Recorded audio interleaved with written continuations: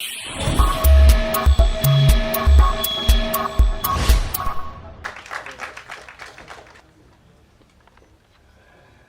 நல்ல நேரத்தில் நாம் அனைவரும் இங்கு மகிழ்ச்சியாக கூடியிருப்பதற்கு காரணகர்த்தாவாக விளங்கும் இறைவனுக்கு முதற்கண் நன்றியை தெரிவித்துக் கொள்கிறேன்.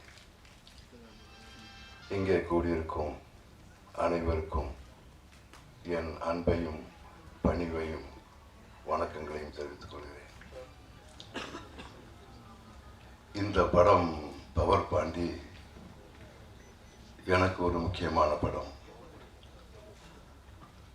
இயக்குனர் கஸ்தூரி ராஜா 27 வருடங்களுக்கு முன்னால் என் ராசாவின் மனசிலே படத்தின் மூலமாக என்னை கதாநாயகனாக அறிமுகப்படுத்தினார். அவரது மகன், என்னுடைய மருமகன் தனுஷ் அவர்கள் 27 வருடங்களுக்கு பிறகு என்னை மீண்டும் கதாநாயகனாக அறிமுகப்படுத்தியிருக்கிறார். இப்படி ஒரு கொடுப்பினை எல்லோருக்கும் அமையாது, எனக்கு அமைந்திருக்கிறது. இறைவனுக்கு நன்றி. இயக்குனர் தனுஷ் அவர்களை பற்றி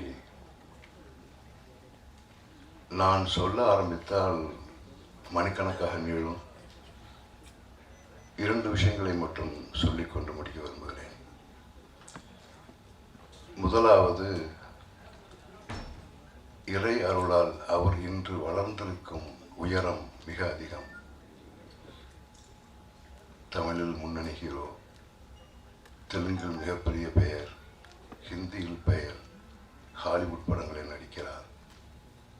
இப்படி இருக்கும் ஒருவர் தான் இயக்கப் போகும் முதல் படத்துக்கு ரஜினி சாரிடம் டேட் கேட்டாலும் அவர் கொடுப்பார். ஆனால் நான் ராஜ்கரனை ஹீரோவை வைத்துத்தான் படம் எடுப்பேன் என்று எடுத்த அவர் முடிவு அவரது தன்னம்பிக்கை. அந்த தன்னம்பிக்கையை இந்த படத்தில் வேலை செய்த ஒவ்வொரு கணமும் நான் உணர்ந்தேன். இந்த குழுவில் எல்லோருமே எனக்கு பிள்ளைகள் தான். என் பிள்ளை பிரசன்னா சொன்ன மாதிரி, நான் புதிதாக நடிக்க வந்தவனை போல கேட்டுக்கொண்டிருந்தேன் என்பது பிரசன்னாவின் பார்வை. உண்மை அதுதான். ஏனென்றால் மருமகன் தனுஷ் எனக்கு விளக்கிய விதத்தில் என்னை அறியாமல் ஒரு ஈர்ப்பு ஏற்படுகிறது.